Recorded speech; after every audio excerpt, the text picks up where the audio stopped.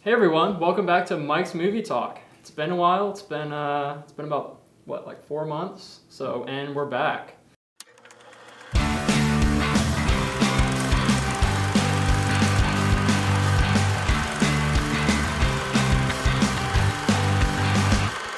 So if you don't remember, this is me, Mike Myers, and we have two very special guests on our show today. We have Phillip Walker and Russell Hendley.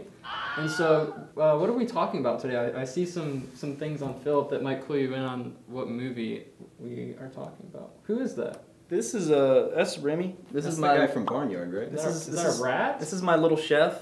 Little chef from the movie Ratatouille. Interesting. Wow, that's crazy. Ratatouille. Yeah. That's a cool movie, and we're going to be talking about it today. Ratatouille is actually the first animated movie we've talked about on the show, which I thought was interesting, because there's so many great animated movies out there. Is it really the first animated? It is, yeah. All of them have been live action. It's a good one to start with, though. Oh, yeah. Oh, yeah. And so it came out in 2007, and it was written and directed by Brad Bird, which we will get to later, because Brad Bird is an amazing type of guy. And so Ratatouille follows Remy, a rat. A rat. He dreams of becoming a chef at a prestigious Paris restaurant, along with the help from its garbage boy, Alfredo Linguini. Gusteau's is the name of the restaurant, yes. Mm. So what do you guys think of this movie? I love it. This movie is, it's at the core of me, if that makes any sense. It's like one of my favorite movies of all time. It's something that inspired me to like want to go to culinary school. Like I wanted to be a chef growing up because I saw Ratatouille once and I was just like obsessed. And I don't know, that just speaks to the power of movies. Like it can change the course of your whole life, which is really interesting to me. Oh yeah. And so yeah. For me, my relationship with this movie has been very interesting because when I first came to Barry, everyone just started calling me Linguini for some reason, and I just kind of sort of embraced it, so much so that I actually went as Linguini for a Halloween ball, and I ended up winning the Halloween ball for the single costume guy. So we can show the picture. Yeah. Truly come full circle there. Show that picture. But I've also just unironically become very invested in the movie. Remy's character, like, his passion is just infectious. Mm-hmm. It is so good. It's just a great movie for someone who feels like putting yourself out there, showing your ideas to the world. As the movie says, anyone can cook. And it's not exactly, and the definition of that is not exactly what you might think. Like, no, not anyone can cook, but a cook can come from anywhere. Yeah, that's what... Exactly. I was trying to remember that quote. I was like, what did he say? You know, just perfectly embodies the whole idea of the movie. And I wanted to talk about, too. What's his name? Anton Ego. Anton Ego. That's what he says at the end of the movie. He's like, we need to talk about him in general, too, because one of the best scenes in the entire movie is all about that guy. He's a fantastic... He works so good. As like a comedy villain. Mm-hmm. Like he's definitely comical because like it's super exaggerated, and stylized. The way his office is shaped like a coffin. Yes, and he's like he's got the skull on the typewriter. Everything about him is so stylized. He looks like a vampire, but he acts so serious. Yeah, but, like you can't really take him seriously. But he is actually threatening. He's a huge threat. And that is so funny. Really interesting the way they balance that. For a movie to be like, you know, the villain is a food critic. Yeah. You know, and just like, the whole premise of this movie too is so interesting. Just if no one had ever heard of this movie before, and they say, oh, what's this movie about? And you say, oh, it's a rat that lives in Paris who wants to be like a prestigious cook. And he controls this. You're like, and whoa, he just controls this garbage boy with his hair locks as like a puppet. Yeah. It sounds ridiculous, and then the movie just takes itself seriously with that. It does, and it soars amazing. This movie does take itself seriously in a lot of ways. More so like than even there's that other Pixar movies. There's that scene when his dad shows him the rat traps with all the dead rats in them. And Remy's like, you know what? I'm still gonna keep going. And then his dad's like, where do you think you're going? And then he's like, Remy says like, with luck, forward. And looking back, I was like, that's so kind of cheesy. A cheesy line. It's so cheesy, but like. I don't know. You can tell that it's really taking the theme seriously. You can't change nature. Change is nature, Dad. The part that we can influence. And it starts when we decide. Where are you going? With luck, forward. I was gonna say too, I mean, like, I've mentioned that thing in here, when he sees the reality of what humans think of him and all of his kind, and he still continues pushing forward and like having faith in, because he admires humans for their creativity, and he doesn't want to be just, you know, just a rat scavenging to survive, and he's like, look what we can do with this food, and this is what humans do, look what they can do, and he just is so inspired by them and by Gusteau and all them, and even after he sees like the reality, and his dad's like, you know, this is the way the world is, you can't change it, and then but he continues to believe in that notion can change it. that he can. And then he doubles down, and then he just walks on the streets in broad daylight and causes a bicycle guy to get in the way. Yeah. He runs into a car Starts because he's walking like, upright. did that rat just wave at me? Yeah. Yeah, so. He did like the little finger gun or something. like, hey! And then he hits and then the poor biker just... Play that clip. Play that clip. Yeah. Hey. But yeah, like I think this whole movie too, just like obviously it puts a spotlight on how important food is to our culture, and how it makes us feel, And how like, important believing yourself is. Oh, yeah, just in too. general, because like it doesn't just have to apply to cooking. Like if you're just someone who wants to create, who wants to add something to this world, that in of itself is valid, and that kind of attitude is validated by this movie. Because again, it's a rat trying to cook. And it seems like some dumb Illumination or D-tier DreamWorks movie premise. Oh, the rat wants to be a cook. How funny. It does, yeah. But this movie makes it work so almost unfathomably well. It's ridiculous. Like the heights this movie goes. Yeah. The scene where he's, the classic scene, everybody knows, where he's eating the cheese in the little grate. I love those scenes. Yes. The abstract Those scenes are so visuals. good. Yeah, that scene is like, that's the creative process. And And that's what Mike was saying too about how it like shows food as a culture. That's not him just eating. They like make a clear distinction between that and him and Emil, and Emil like can't see those flavors Yes. as much in a later scene. Yeah. But you can see just the like pure joy and the passion he has for the food, how the flavors combine differently. And I think, that's, like I said earlier, that's just the creative process, just being shown really visually. And I think that was really interesting that they were able to do that with just like those little bursts of color and light. Yeah. That was really cool. Like, I can kind of like imagine them in their writer's room. We'll talk about Brad Bird too, if you want to talk about. Yeah. But like them trying to figure out how do we get across this feeling of when you discover new flavors or new, just like people that are passionate about food. How do you describe that feeling? And just the way that they use that through really abstract animation where the whole screen's dark and there's just like these just.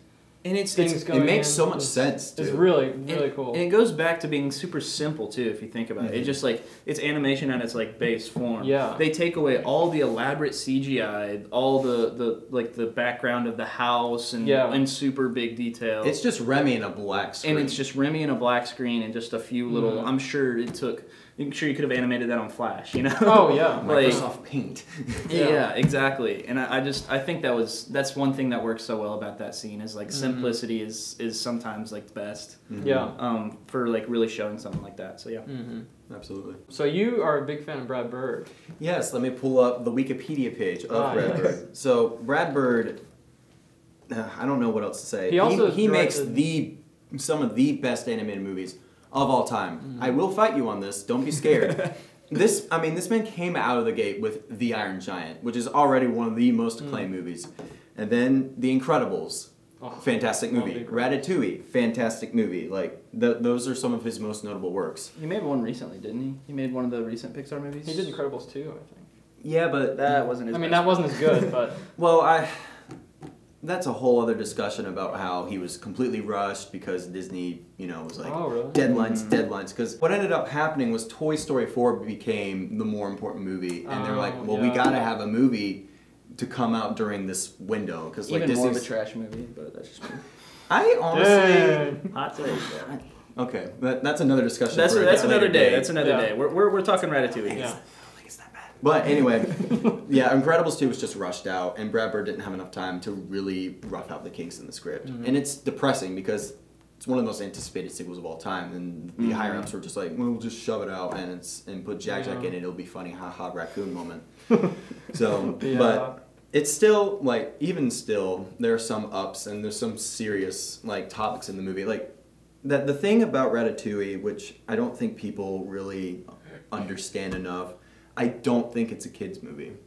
It can be enjoyed by kids, but the fact that Gusteau had an affair, and that's how Linguini came about. Like, Gusteau literally dies of heartbreak. There are guns in the movie.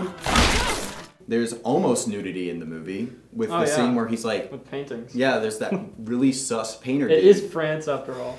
It is France, but... I'm going to side tangent real quick and we can come back.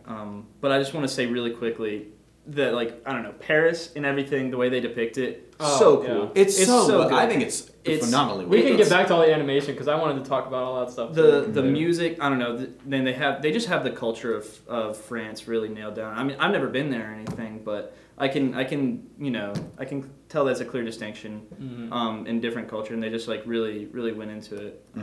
So yeah. No, I agree with that. And just the visual beauty of it, the way they depict the city. Scene where he climbs up and from he the sees sewer. the Eiffel Tower is that's cinema. And then he that turns and sees Gusteau's. that whole The background, scene. the sky is purple, sunset. Oh my god. No, we could just talk about that entire. We could just go on for hours. Well, about I that one scene. like how it Where goes from like the depths of depths Paris, of the where it's like underground. the depths of the sewer where there's no color. It's just dull. It's gray, black, murky water. And all in one shot too, one rising shot. One rising shot where the music is And then so it's good. like, I've been living under Gusteau's, you know, and then I've you see been the under restaurant Paris all the whole in time. Paris, yeah. We gotta. I feel like we're probably getting loud, just like getting excited about the movie. It gets so heated. This movie's so I good. know. I'm like a stove or an oven. That was a good one. Yeah. But yeah, what was I gonna say? I was gonna say something about like, you know, this movie isn't like strictly a kids movie. Yeah. There were a few moments. jokes in there that they threw in that like Welcome the kids, to hell. Welcome to hell. There were jokes that would totally fly over kids' heads in there, you know. There's the collage where Colette starts talking about some of the other chefs and their backstories. And and she says for one of them, I don't remember which character it is, but how one of the characters fooled around with the circus person's like daughter. Oh, really? I don't remember that part. You could probably I didn't assume. One thing I remember is whenever she was about to pepper spray Linguini. Yes. I didn't pick up on that. Yeah. Well, Until I another watched thing it this is time around. when Linguini goes, I have this teeny tiny little, and then Colette goes, I have this tiny, little. She's like, But obviously that went over Yeah. a lot of kids' heads. So. oh yeah. This- Oh yeah, and Linguini gets drunk in this movie Yeah, too. that's Who's another just adult upset about thing. that? He gets Another totally adult- Yeah. wasted. Have some more wine. But Put that. but in as earlier. a kid, Yeah. but as kids, we're just like, ha, he said rat patootie, ha ha poop ha. But no, he just gets completely wasted. And Skinner's like actually trying to get him. He's like, Yeah. here, have some more. Yeah. And that's like probably, is that like illegal or something? I don't know. Probably. Maybe, I don't know. You were saying that it's not a kids movie. I mean, I don't want to disagree, but I It think can be enjoyed by kids. I think it's absolutely. the target audience is literally anyone. I think could also it's see one of that. those movies that pulls off of like the largest, like broadest target audience they can. Like you can show this, you know, it's for kids. Kids can enjoy it. There's plenty of stuff for adults, and I think that Pixar just in general has that kind of nailed down. It's like that in their other movies too. Well, I give more credit.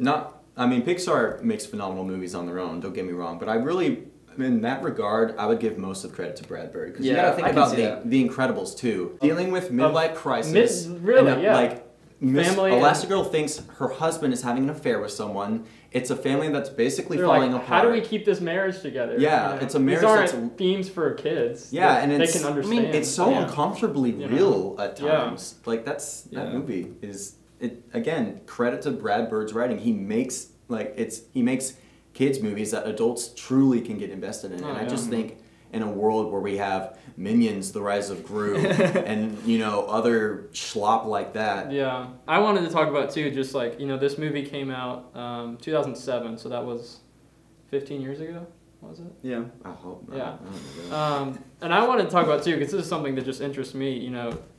The attention to detail in this movie and the technology that they were using at that time. Because as you can see throughout Pixar's growth, you go back to the first Toy Story, which came out in '95. That looks rough. Yeah. Yeah. I mean, It was for groundbreaking. the time. For the time, it was I mean, it was the first CG animated or like full-length movie fully ever. animated like CG movie. But I mean, you go back now, you look at especially the people in that movie. You look at Andy, the dog in that movie. The dog. Actually, go back to the baby in Tin Toy. Oh, yeah. Oh, Don't get me started on horrible. Tin Toy. Very bad. There's a reason thank that the first Toy Story movie had to be about toys. Oh yeah. Because they could only do the textures for plastic. Oh yeah, and even like Sid looks plasticky Yeah. sometimes. well, because actually, like in Andy's birthday party, and this is getting off track again. Did you just tell the little rat to stop? Maybe. Remy? He keeps falling Remy, over Remy. on me. Sorry.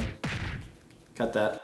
I always think too, like whenever I watch especially recent Pixar movies from probably like the last, I'd say like 10 years, because they've been on just a super high level for so long now. Yeah. Like they could make 100% photorealistic movie if they wanted to. They're just on such a high level that the only thing that they really do to make it, I mean, in some of their movies, like Luca, I know was more stylized. It was than, more cartoonish. than like Toy Story 4 would be. But like they have to keep the stylized characters, but they still, even in that, they add the tiniest amounts of detail. Even going back to Ratatouille, because it's just they're just such performing at such a high level in all the technologies. Yeah, like the hair. Oh yeah, The hair in Ratatouille when he pulls on it, like you can see like individual strands and stuff. Yeah, that's really cool. The physics of like whenever he's pouring the wine and stuff. Oh, yeah. We gotta talk about the food rendering too. Yeah, the food rendering. Oh my, the soup. Can we talk about the soup real quick? because to make this movie, and because they could not have made this movie in like the time around the first Toy Story. Yeah, it would not have. Way. And it wouldn't have been as good because, you know, they had to make the food where it looked like, oh my god, I could totally eat that. Yeah. And it looks good, you know. Yeah. So, and they had to make everything look appetizing. Yeah, so they were working with like all these different materials and textures and everything. And even, I mean, there were like whole new systems were created just to do like the light scattering off like the skins of fruits and everything. It's insane how they just made it look so realistic. We should when we watched it, we should have paused and like when they go into the food pantry. Yeah. And just like looked at all the different textures. Yeah. Because it's really impressive how they do it. Especially like on the titular dish, the ratatouille at the end. I've never seen an actual ratatouille in real life that looks as good as they had some of the what's in the animated movie. Yeah. And I've made it before. I've seen a bunch of people make Yeah. ratatouille, and it just never looks as good. Something about like the colors on the one in the movie, I don't know. They pop. I do want to say, when I was a kid, I thought Ratatouille was just a bunch of pepperoni. Everybody did. Yeah, that's what I thought too. And then I found out, wait, it's like tomatoes and peppers. An eggplant and zucchini. Oh, okay, eggplant. That makes more Yeah. sense. See, I still don't know what it is. But I mean, I think too, because the reason it looks so good is like because it's computer animated, they can literally make it perfect. You know? Yeah. So that's one of And the they can do whatever they want with the presentation of it and everything. Yeah. And so, yeah. Another thing I want to talk about is just like, you know, just with the food and stuff.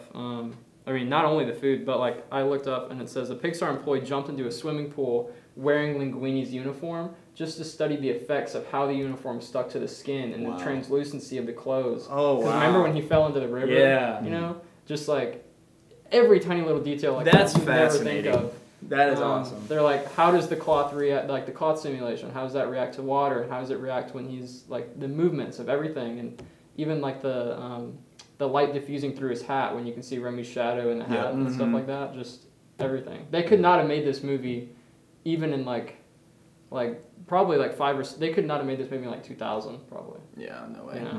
No way. I wonder what it would look like if they did it now. They really pushed the backgrounds on this movie. Yeah, because I remember detail. Oh, think about the detail in the kitchen when it's not even focused on, you know, when it's just like Linguini talking to Remy or whatever in the kitchen. All the detail in the background, like all the food that's places. It's an actual. It looks like an actual kitchen. You can see like and all the materials, the of, like, details the of the pots stove, like the and notches on the stove and stuff like that. We spent a lot of time in that kitchen, and I'm never bored. I'm excited. Oh yeah, I'm looking forward to it. Especially whenever we that go scene back into the kitchen. The chase scene. Oh, that's such a good scene. Yeah.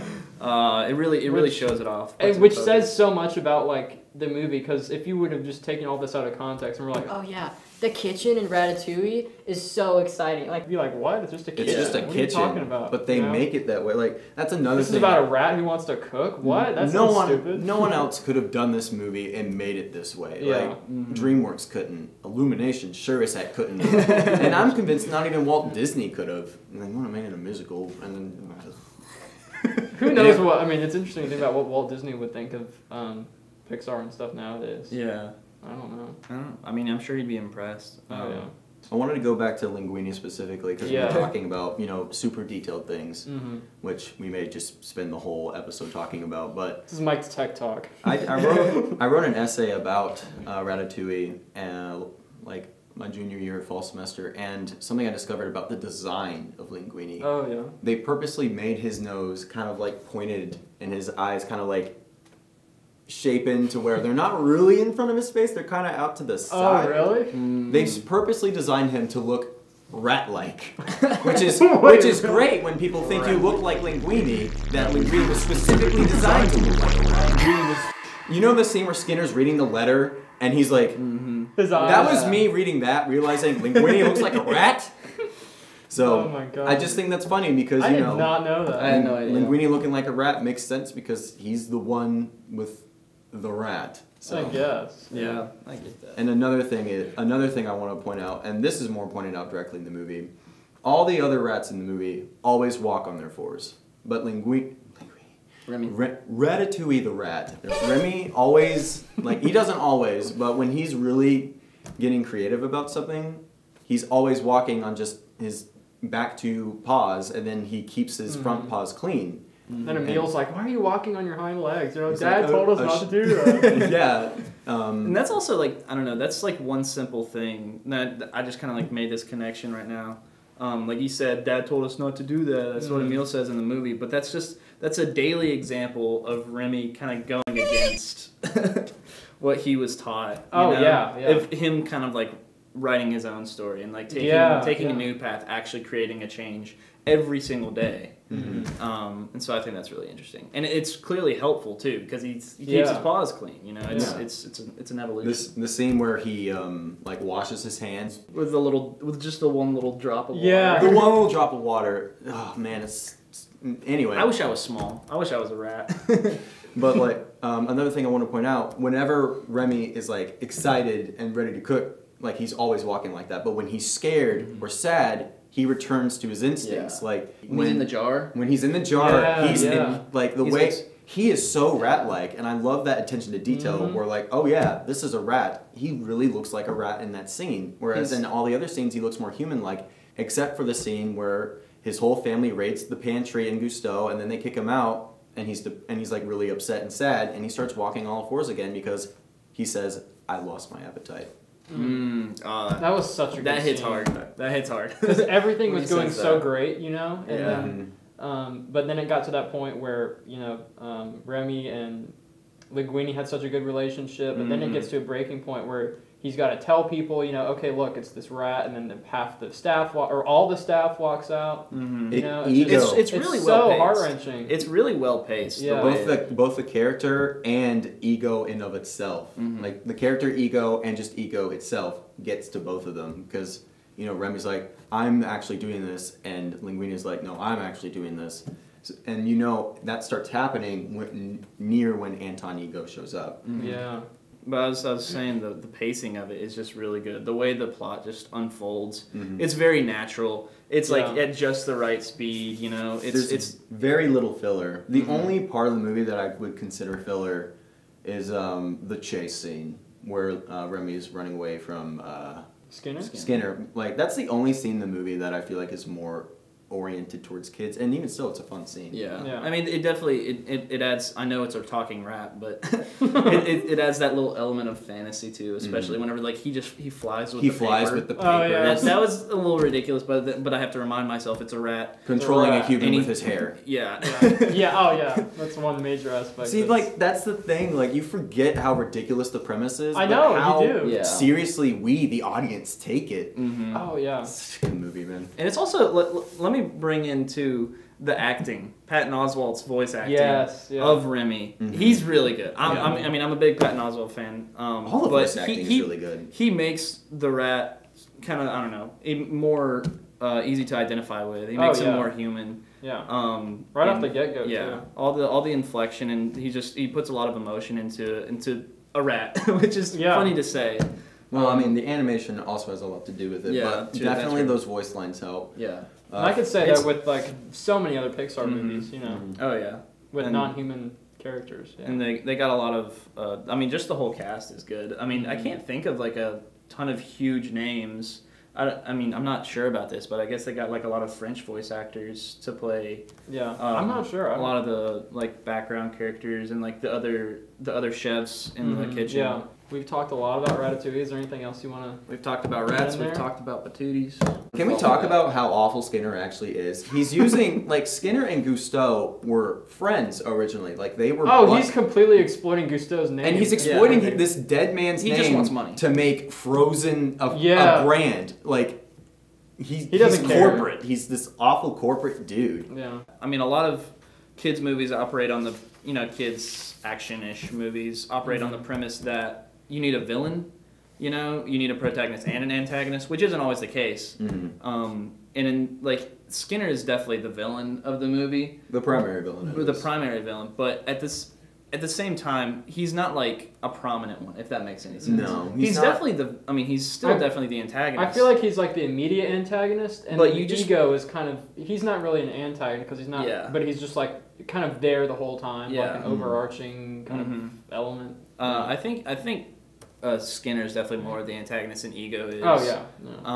But I think Ego has a larger impact. The way they play Skinner's character is so like strung out, and I guess just literally designing him to be really short. It's really funny. I don't know. They make such a goofball out of him, even though he is kind of a real threat. Yeah. And so they really underplay him, which I think is interesting. So it doesn't really, to me, it doesn't feel like it's got like a villain at all, even though there is one. It's kind of like it would be kind of like a slice of life movie if it wasn't for like Ego or Skinner. There is definitely an action element to the plot, I would say. But I wouldn't call it an action movie. No. What genre would you even put this in? I mean, comedy, yeah. But Slice of life, get it? Food, But I don't know. It's hard. I don't know. Comedy drama, I guess. You could call almost everything. It doesn't really fit within one genre. Yeah. Com drama. I don't know. Food movie. Food movie. It is one delicious cartoon food movie. Cartoon food movie. Just talking about it too. I mean, I knew Ratatouille was a great movie, but watching it again and just talking about it with you guys is just like, it's really. People don't just say it's good because that's what a lot of other people say. It really. It's straight up my comfort movie. If I'm like feeling down, immediately watching Ratatouille. Yeah. There is a picture where we're all watching Ratatouille. And I think you took the picture, and I'm just. We'll put that up. And it's right at the end of the movie where Ego writes his final review, and it's the one that really gets. Oh, that monologue! Oh my gosh! Oh my! That was. I get goosebumps thinking about that monologue. Get it. Yeah. It's just. Oh my god, this movie, guys. And he's got some help. He's got his own restaurant and everything. And it's called the Ratatouille. Yeah, and I like how they were realistic at the end about what would actually happen. He was like, "Yeah, the restaurant got closed down. Yeah, of course, it got closed down because the health inspector. They kidnapped the health inspector. Yeah, I mean they couldn't. In a closet. They couldn't have just killed him. I mean, they could have just left him in the fridge. Yeah, someone would have found out that it's being run by a rat or it's infested with rats. And it ends at such a well-paced end. It's like they have all that. They've got that they have to have a little bit of exposition of that. But I mean, they could totally continue on. There's so much to explore with them opening the new place. And Ego's involvement in that, and he could have there could totally be a sequel. I'm not saying there should be. I know. I'm saying please, for God's sakes, Pixar, do not make a sequel. Yeah. Leave Ratatouille and WALL-E alone. They're both too important. What I'm saying is they cut it off before they bit off more than they could chew. Absolutely. They knew where the story needed to end, and they did it where it was reasonable. So that's one thing I like about it. Yeah. I also like how when Gusteau's restaurant closes, Ego's career also dies because he writes this amazing review and then the store closes, so his career officially his credibility is gone. His credibility is just but he's so much happier.